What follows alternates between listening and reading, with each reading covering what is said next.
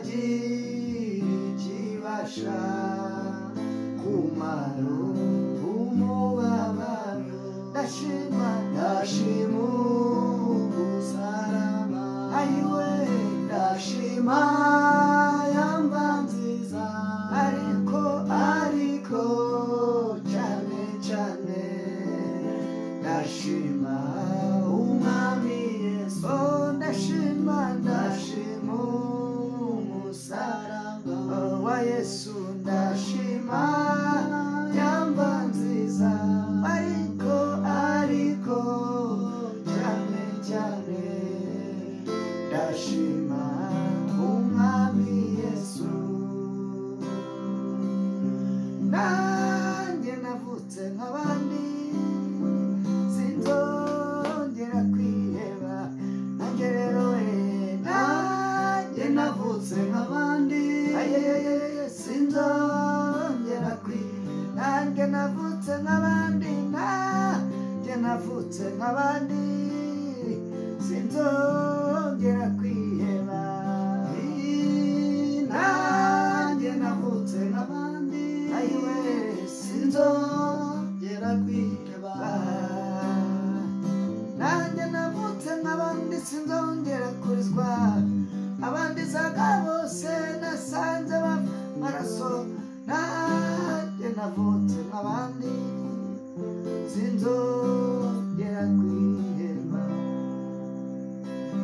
nawe wavutse nk'abandi niko kuri nanjye navutse nk'abandi kandi niko kuri rwose nanjye navutse ku mezi 9 waba waravutse ku mezi 9 waba waravutse warengaho cyangwa se ari munsi yayo gahunda umupango w'Imana cyangwa se umugambi w'Imana nuko nawe wavutse nkuko nabandi bana bose bagize gute bavutse icyambere nuko baho Uwiteka ibindi byose urabyongeye Yobu yabivuze neza Yobu umugaragu w'Imana yaravuze ngo buriya kubaho Uwiteka nibwo bwenge Yobu 28:28 yego avuga ngo kubaho Uwiteka nibwo bwenge kuva mu byaha niko kujijuka ibyo nibanga kubakijijwe iyo ubashije kuba muri uwo mugabane nta na kimwe ubundi kuvuka bwo twavutse nk'abandi kandi twavuye mu mugambi w'Imana ndetse kuri burumwe rero turashimira Imana kandi uyu munsi mwiza dutangiye turirimba ngo iteka nagendaga ndemerewe n'ibyaha ntihagire ikibasha kugira gute kumara umubabaro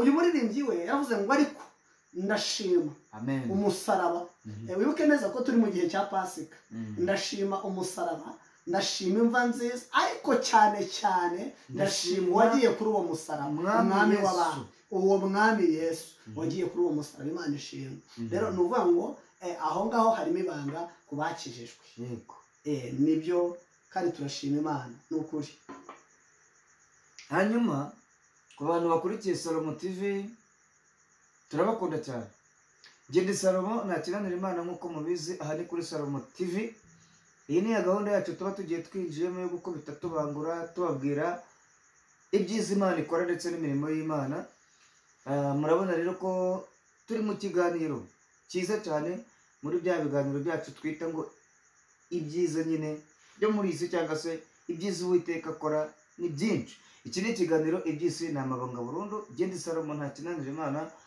hano rero murabona ko turi kumwe n'umutumirwa ni Pastor Imana ikomeza kumwongerera imigisha ko yemeye ubutumire bwacu kandi twarabisabye Imana rero n'umuntu mukuru ntago nirirwa mwibwira na parito muvuga reka bibwire hanyuma atubwire ikiri ku mutima Imana yamutekereye Imana ishimwe hanyuma nawe karibu Pastor akoze cyane Salomo Imana igumugisha yego kandi ngushimira kubw'umugambi mwiza w'umuhamagaro yego wo gukora ivugabutumwa ku mbuga nkoranyambaga yego nanakwifuriza gukomeza kwiburwa na Mwuka Wera buri munsi yego kuteye intambwe rero reka nibwire abakunzi ba Salomo TV yego amazina yanjye nitwa Manirafasha Emmanuel ndi umugabo mfite umudamu n'abana 4 ndi umushumba w'itorero Berisheba Church of God Apostolic Pentecoste bivuze ngo ni riba ry'indahiro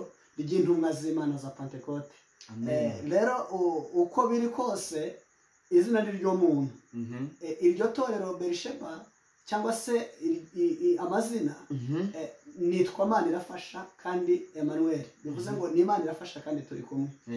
Rero narahamagawe kandi numviye umuhamagaro, naje cyangwa se ndashaka gukorera Imana mu kuri no mu mwuka. Nkaba nifuzaga ko iyo misiyo yakaguka ikarenga imipaka ikagera kure, buri muntu wese akamenya imikorere n'imihamagarirwe n'umuhamagaro no gukorera Imana, uburyo wakorera Imana umeze. Muri iyi Pasika nishimiye ko hari icyo tugiye kuganiraho ku ijambo ry'Imana, tukarushaho kugenda dusabana ngo dusangire icyaduhesha amahoro. Imana ibahe umugisha. Rero ndanezerewe kugera hano n'ubutumire bwanyu. Imana ibahe umugisha. Murakoze cyane. Rero ndumva ari ibintu byiza cyane. Reka tugezeho ijambo ry'Imana, abanza dusengere kugira ngo dutangire ibiganiro byacu. Imana nayo iduheremo umugisha. Imana ishimwe. Reka twubahe Imana dusenge, twiragize Imana, kuko ijambo ry'Imana rivuga ngo abajya kuvuga izina ry'Imana bose, ujya kuvuga izina ry'Imana wese abanza ave mu bidatunganye. Tugiye kuragiza Imana gahunda zacu kugira ngo ntabe ari twe, ahubwo izina ry'Imana rihabwe icyubahiro. Data wa twese, Imana yo mu ijuru, urera kandi urakiranuka, uri mwiza, ubereye mwiza abagutegereje, kandi mu bagutegereje ubu bwoko twicaye imbere yawe turimo, ndetse n'abari bumve ubu butumwa. Nyemerera Mwami ubanze utwezesha amazi n'amaraso, uduhugurire kujijuka, kandi Mwuka Wera ukura tubere umuyobozi muri ibi biganiro, atangirane natwe, ari maze gusozanya natwe, ukureho umwanzi ikirogoya wese mu izina rya Yesu, unangira imitima y'ubwoko bwawe. Ahubwo uyu munsi twumve icyo Pasika cyangwa se gucungurwa bivuze mu buzima bwacu. Ni mu izina ry'Imana Data, Umwana n'Umwuka Wera tubisabyemo. Amen. Imana ishimwe. Haleluya. Haleluya, haleluya. Bakunzi b'Imana cyangwa se bakunzi ba Salomo TV, ndabaramukije mwese, abari mu Rwanda, abari mu mahanga atandukanye, ari mu nshe zose zitandukanye ziri hanze y'igihugu ndetse no mu gihugu cyacu cy'u Rwanda. Turashimira Imana ko iduhaye umwanya mwiza wo kuganira ku ijambo ry'Imana. Ntabwo ntinda, reka dusome ijambo ry'Imana n'ubundi dusanga mu rwandiko rw'Abaroma. Turasoma ijambo ry'Imana dusanga mu rwandiko rw'Abaroma igice cya 6 ku murongo wa 20, turahera ku murongo wa 20 dusoze ku murongo wa 24. Hanyuma Imana ize kugira gute kuduhana umugisha, hanyuma duhugurane iminsi yose bikitwa uyu munsi. Mwibuke neza ko ari umunsi mwiza wa Pasika. Haleluya. Pasika nziza itwibutsa izuka ry'umukiza wacu. Haleluya. Kandi Pasika ubusobanuro bwayo ubundi isobanura gucungurwa. Pasika bisobanuye gucungurwa. Rero uyu munsi twibuka gucungurwa kwacu. Incungu cyangwa impongano ni Kristo watanzwe. Atubera impongano, atubera incungu. Kandi nagusobanurira gato kuri iyi impongano. Kandi impongano cyangwa incungu ni ikintu umuntu ashobora gusabwa kugira ngo gicungure ikindi. Birashoboka ko waba ugiye gutambuka kuri bariyeri, bigasaba ko hari icyo uza kuba ufite kugira ngo uze guhonga cyangwa guha uwo muntu uri kuri bariyeri kugira ngo ubone uko uyitambuka. Hari ahantu tutabashaga kugera, Imana yasaba ko dusabwa ibitambo, inuma, intungura n'ibindi bitambo bidafite inenge, kugira ngo dukurweho umujinya n'uburakari by'Imana icyo gihe Yesu ataraza. Ariko aho yaziye, twebwe ntitukisabwa ibyo, ahubwo amaraso ye niyo atuma uyu munsi tugira gute tubabarirwa. Imana ishimwe cyane. Hanyuma reka dusome ijambo ry'Imana rero dusanga mu gitabo cy'Abaroma igice cyaho cya 6, turasoma duhereye ku murongo wa 20. Haravuze ngo ubwo mwari mukiri imbata z'ibyaha, ntimwatwarwaga no gukiranuka.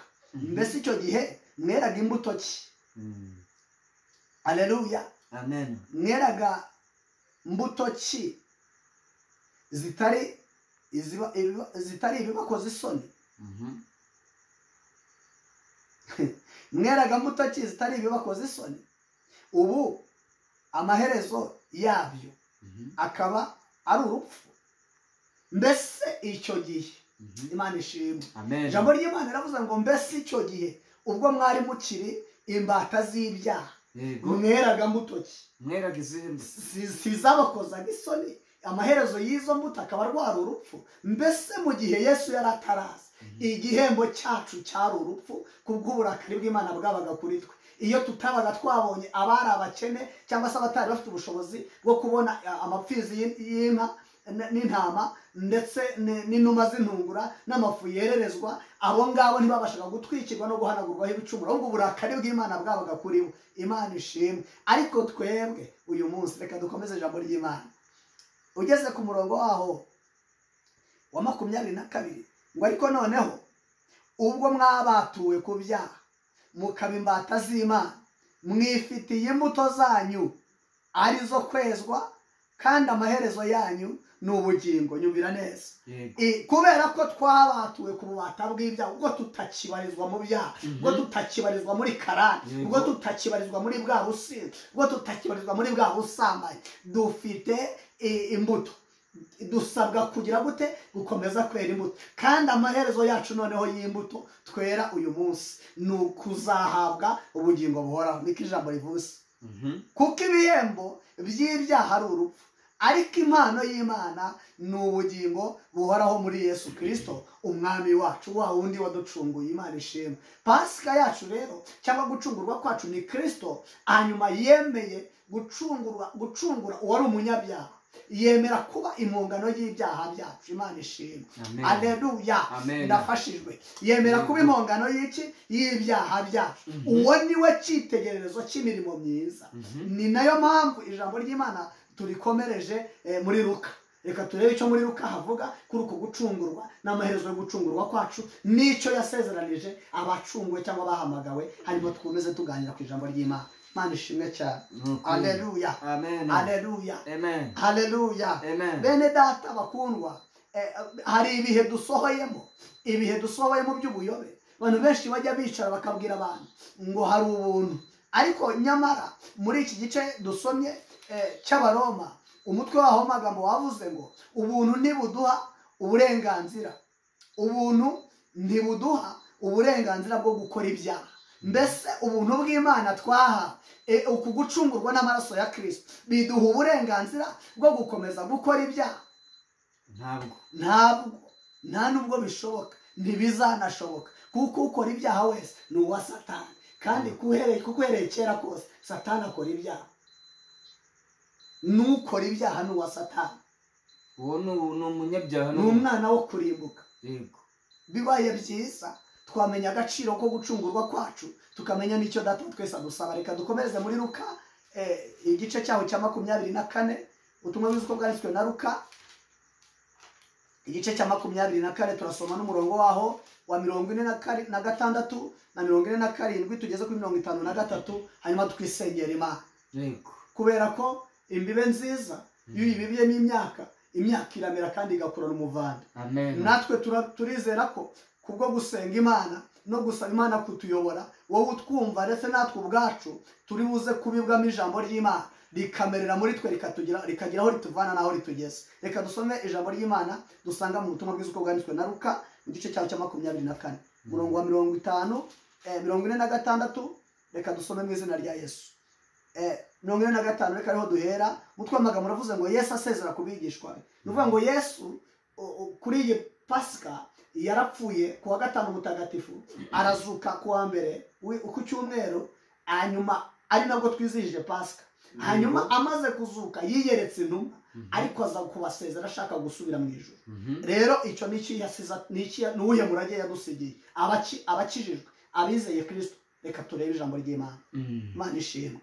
Ariko ni ukuri Imana iguha umugisha. Nongeye kunezerwa. Kandi reka mbabwire, ubu butumwa ntabwo bukwiye kugirwa ubwiru. Reka twumve icyo ijambo ry'Imana rivuze. Haravuze ngo maze abungura ubwenge, ngo yego 45, maze abungura ubwenge ngo basobanukirwe ibyanditswe. Imana ishimwe. 46 ati niko byanditswe ko Kristo akwiriye kubabazwa, akazazuka ku munsi wa gatatu, kandi ko kwihana no kubabarirwa ibyaha bikwiriye kubwirwa amahanga yose mu izina rye, bahereye kuri Yerusalemu. Nimwe bagabo b'ibyo. Aleluya. Kandi dore ngiye kuboherereza ibyo Data yasezeranye, ariko mugume mu murwa kugeza ubwo muzambikwa imbaraga zivuye mu ijuru. Imana ishimwe.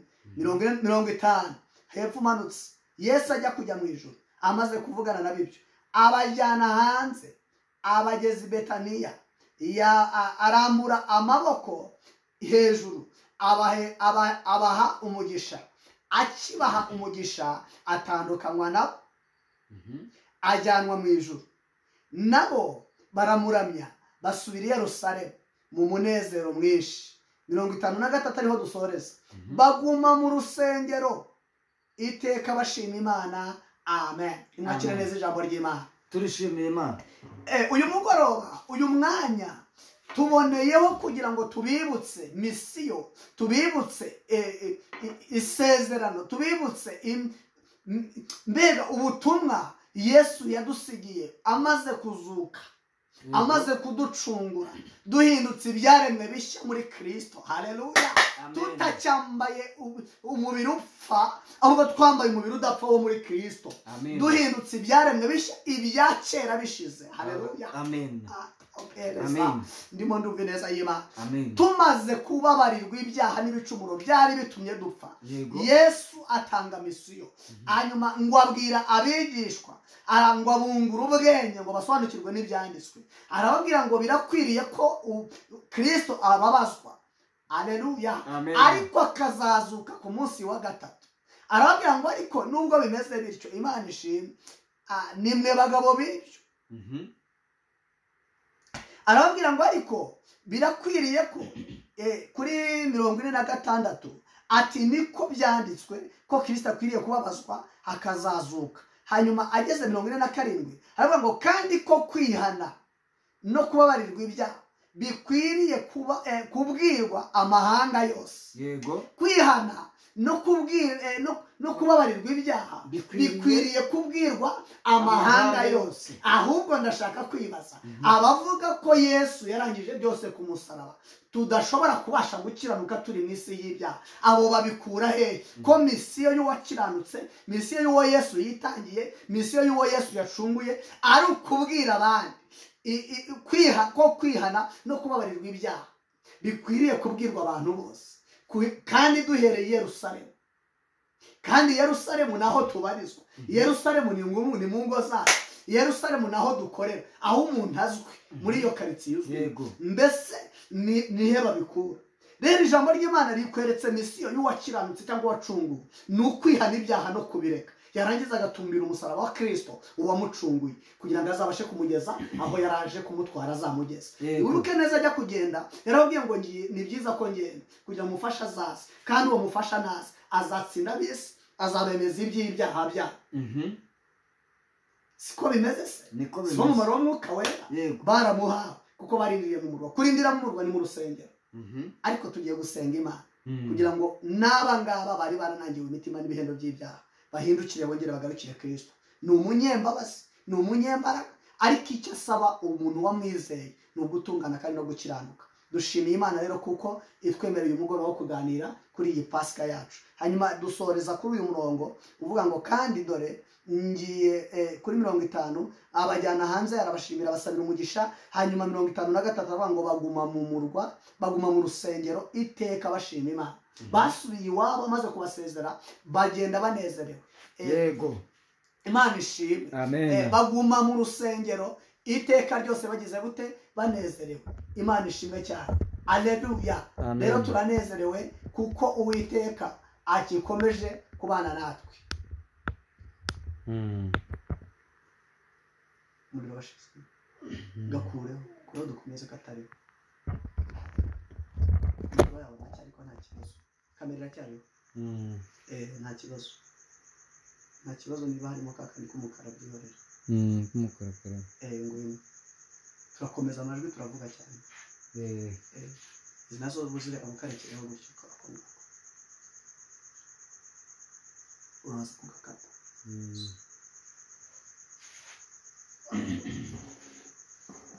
haleluya rero bisobanuye iki bisobanuye ko uyu muntu wizeye Kristo asabwa gutungana iminsi ye yose agategereza i Yerusalemu ari aho ngaho mu rusengero mu murwa mu gakiza ukarindirira mu itorero mu gakiza hanyuma ukaguma mu rusengero kandi urusengero ruzima ni umutima ukiranutse ugakomeza kugira umutima ukiranutse Yesu aturamo. Imana ishimwe kandi haleluya. Rero ijambo ritubwiye ko misiyo yawe ari iyo ngiyo. Hanyuma nabifuzaga pasika nziza. Tugeze ku musozo rero tugiye gusenga Imana kugira ngo abari baracoboye, abari baragiye mu ntege nke, abari baraguye, abari batarakizwa bakaba basobanukiwe n'ibyanditswe, wowe uzumva ubu butumwa, wowe uri kumwe natwe ndetse ukurikirana ijambo ry'Imana, wongere uvugurura imibanire yawe n'Imana kubw'iyi pasika nshya, kubw'uyu munsi wo kwibuka izuka ry'umucunguzi wacu, kuko nitwe yapfiriye. Hari ijambo nasomye rirambwira ngo niwe yahinduye, aleluya, niwe yahinduye impongano y'ibyaha, niwe yahinduye impongano y'uwizera amaraso ye, niwe yahinduye Kristo, niwe yahinduye Imana, niwe yahinduye impongano y'uwizera amaraso ye. Ngubwo yatubabariraga ibyaha byakozwe mbere y'icyo gihe, ubwo Yesu yari ataraza mu isi. Imana yamuzanye kumuhindura impongano y'ibyaha byari byarakozwe mbere y'icyo gihe, kugira ngo uwumwizera abeshweho nawe, abeho akiranutse, ariko bitavuze ko adasabwa gukomeza kugira gute gukiranuka nk'uko ijambo ry'Imana ritweretse. Rero ndashima Imana ko hari icyo igenda ihishura, hanyuma Imana ibaho umugisha, mwebwe muzumva ubutumwa bwiza. Ariko ndabifuriza kuba ibyaremwe bishya byo muri Kristo, bihindutse ibya kera bishize. Kuko iyo dusubiye mu bya kera tuba twongeye kumubamba, iyo dusubiye mu byaha tuba twongeye kumubamba, ndetse tuba duhakanye kwera kwe. Ariko iyo dukoze neza tukagira imbuto, ijambo ryatubwiye ngo dufite imbuto ki, ariko ubwo twari tutaracungurwa nta mbuto twagira uretse zo kudukoza isoni ndetse zikaturimbuza, kuko ibihembo by'ibyaha rwari urupfu. Ariko ubwo twahindutse abafatanije Kristo, ubwo twahindutse abakristo, ubwo twacunguwe nawe, ngo twaheshejwe kugira imbuto, ngo twifitiye imbuto, kandi izo mbuto icyo zituzanira ngo ni ubugingo. Siko ijambo ritubwiye. Hanyuma tugiye gusenga Imana, wowe usuzume icyo wari uri kubibwamo, kandi muri iyo mibe yawe n'iki washyizemo. Salomo, ni ukuri uyu munsi Uwiteka aracyateza amaboko, ariko hari igihe azahaguruka ku ntebe y'imbabazi. Haracyari ibyiringiro ko igiti cyatemwe cyakongera kigashibuka. Imana ishimwe cyane. Wowe wacogoye wasubiye inyuma, wewe uri mu bintu meze nk'usinzira, uri mu bitotsi, kanguka. Imana iracyafite imbabazi, iracyari ku ntebe y'imbabazi. Ntuterwe ubwoba nuko waba umaze igihe kirekire wibereye muri ibyo byaha cyangwa uri mu bitagira umumaro, ariko Uwiteka yazanywe no gushaka no gukiza icyazimiye. Haleluya. None tarasima uyu munsi pasika twongeye kwizihiza, niyo kongera kuvugurura imibanire yawe n'Imana, niyo kongera gutuma uwacunguwe asubizwa mu nzira. Kandi yigeze asiga intama 99 hajya gushaka imwe yarizimiye. Ni wowe yaziye, kuko abazima si bo bakeneye umuganga, ahubwo abarwayi nibo bakeneye umuganga. Tugiye gusenga Imana. Uri bugufi ngo dusengane Imana? Reka dusenge Imana, tubwire Imana Data iyaremye byose, iyaremye isi ikadendeza inyanja, imbabazi zayo n'ubuntu bwayo bize ku bwoko bwayo bwiteguye gusaba imbabazi no gucira bugufi imbere y'Imana, kuko menye neza ko umukiranutsi w'Imana ararindwa. Hanyuma ugeze mu rwa kabiri rwa mbere rw'Abikorinto igice cyaho cya 6 ku murongo waho w'9 hari amagambo avuga ngo nimuzi yuko abakiranirwa batazaragwa ubwami bw'Imana.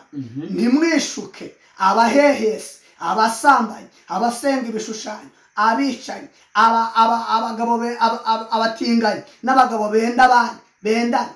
Imana ishimwe. Abagabo ibitingwa ndetse n'abagabo bendana, ngo abonga, ngo n'abajura, n'abanyazi, n'abatukana. Haleluya. Ngabo ngabo ntibazaragwa ubwami bw'Imana. Niwishuke rero, hindukira uhunga umujinya uzatera uzarya abanzi b'Imana ku munsi w'amateka, ubwo Uwiteka azabaje kureba abo yacunguye, aje gutwara itorero kuri iyi pasika. Nawe wongere uvugururwe, uhinduke mushya. Haracyari ibyiringiro yuko ibyo byose byarangira. Tugiye gusenga n'Imana. Uri bugufi ngo dusenga n'Imana? Mbese urashaka guhunga uwo umujinya w'Imana? Mbese ko twabwiye ko ari we yagize impongano amaze kutubarira ibyaha byo muri icyo gihe? Ese ibyo wakoze muri iki gihe ubwo bizagenda bite? Ko wasubije Yesu ku musaraba, ko wongeye ugatondeka impovu yagize, ko wongeye ukamubamba. Haleluya. Niko bimeze. Ese ko twananiwe no gukiranuka, kandi ijambo rikaba ryatubwiye mu Baroma rikatubwira ngo ni twebwe. Yaravuze ngo tuzaba ubwoko bwe. Haleluya. Asiga duhaye misiyo. Haravuga ngo kwihana no kubabarirwa ibyaha bikwiriye kubwirizwa. ariko ukivuga pastor kuri iki kintu cyo kubwirizwa cyangwa se kubwiriza no kubwirwa yego no kubwirwa ibi byose hari abantu benshi cyane muri iyi minsi nk'ubu bakwiye gukora ivugabutumwa badashakamo amaronko. Njyewe nifuza ko abantu bakabaye bavuga Imana kubw'umugisha Imana yaduhaye izi social media. Ikibazo nyine dufite abantu bamaze, Bibiliya yaravuze ngo mu minsi y'imperuka hazaba ibihe birushya, ngo benshi bazayoba bakurikiza imigani y'ibinyoma, abandi bazakunda imiya. Yego bazakunda imiya aho gukunda Imana. Mbega muri iyi minsi ni bya bihe bigoye aho abantu bakunze imiya, aho benshi bakunze icyubahiro, kandi Imana yaravuze ngo icyubahiro cyanjye sinzagihundi. Rero bamwe barashaka views ngo bagwize iby'indabo zabo, abandi barashaka ibyubahiro ngo bakunde bamenyekane. Ariko wibuke neza ku munara w'Ibabeli abantu bari bateranijwe no kubaka inzu ngo igere hejuru mu ijuru, ngo izina ryabo rimenyekane, ngo badatatanira gukwira isi. Ariko Imana yamaze kubona icyo bari gukora, ibona icyo bakora nta gaciro igifitemo, kuko bari bashatse kumenyekanisha izina ryabo batamenyekanisha izina ry'Imana. Abo bose rero bari gukora uyu murimo w'ivugabutumwa rya online cyangwa se ryo kuri social media, bakabikora bagamije inyungu muri uyu murimo. Abo ngabo Imana izabahemba kubashyeshyenga kandi izabahana ibahore ko batigeze bahamya ngo babwire abantu ukuri ku ijambo ry'Imana, kuko birengagiza ukuri.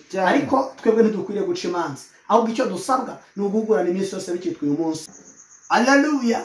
Rero bisobanuye iki? Bisobanuye ko uyu muntu wizeye Kristo asabwa gutungana iminsi ye yose, agategereza i Yerusalemu, ari aho ngaho mu rusengero, mu murwa, mu gakiza, ukarindirira mu itorero mu gakiza, hanyuma ukaguma mu rusengero. Kandi urusengero ruzima ni umutima ukiranutse, ugakomeza kugira umutima ukiranutse Yesu aturamo. Imana ishimwe kandi haleluya. Rero ijambo ritubwiye ko misiyo yawe ari iyo ngiyo. Hanyuma nabifuzaga Pasika nziza. Tugeze ku musozo rero tugiye gusenga Imana kugira ngo abari baracogoye, abari baragiye mu ntege nke, abari baraguye, abari batarakizwa bakaba basobanukiwe n'ibyanditswe, wowe uzumva ubu butumwa, wowe uri kumwe natwe ndetse ukurikirana ijambo ry'Imana, wongere uvugurura imibanire yawe n'Imana kubw'iyi Pasika nshya, kubw'uyu munsi wo kwibuka izuka ry'umucunguzi wacu, kuko nitwe yapfiriye. Hari ijambo nasomye rirambwira ngo niwe yahinduye, haleluya, niwe yahinduye impongano y'ibyaha, niwe yahinduye impongano y'uwizera amaraso ye, niwe yahinduye Kristo, niwe yahinduye Imana, niwe yahinduye impongano y'uwizera amaraso ye. Ngubwo yatubabariraga ibyaha byakozwe mbere y'icyo gihe, ubwo Yesu yari ataraza mu isi. Imana yamuzanye kumuhindura impongano y'ibyaha byari byarakozwe mbere y'icyo gihe, kugira ngo uwumwizera abeshweho nawe abeho akiranutse. Ariko bitavuze ko adasabwa gukomeza kugira gute gukiranuka nk'uko ijambo ry'Imana ribitweretse. Rero ndashima Imana ko hari icyo igenda ihishura, hanyuma Imana ibaho umugisha mwebwe muzumva ubutumwa bwiza. Ariko ndabifuriza kuba ibyaremwe bishya byo muri Kristo, bihindutse ibya kera bishize. Kuko iyo dusubiye mu bya kera tuba twongeye kumubamba, iyo dusubiye mu byaha tuba twongeye kumubamba, ndetse tuba duhakanye kwera kwe. Ariko iyo dukoze neza tukagira imbuto, ijambo ryatubwiye ngo dufite imbuto ki. Ariko ubwo twari tutaracungurwa nta mbuto twagira uretse zo kudukoza isoni ndetse zikaturimbuza, kuko ibihembo by'ibyaha rwari urupfu. Ariko ubwo twahindutse abafatanije Kristo, ubwo twahindutse abakristo, ubwo twacunguwe nawe, ngo twaheshejwe kugira imbuto, ngo twifitiye imbuto, kandi izo mbuto icyo zituzanira ngo ni ubugingo. Siko ijambo ritubwiye.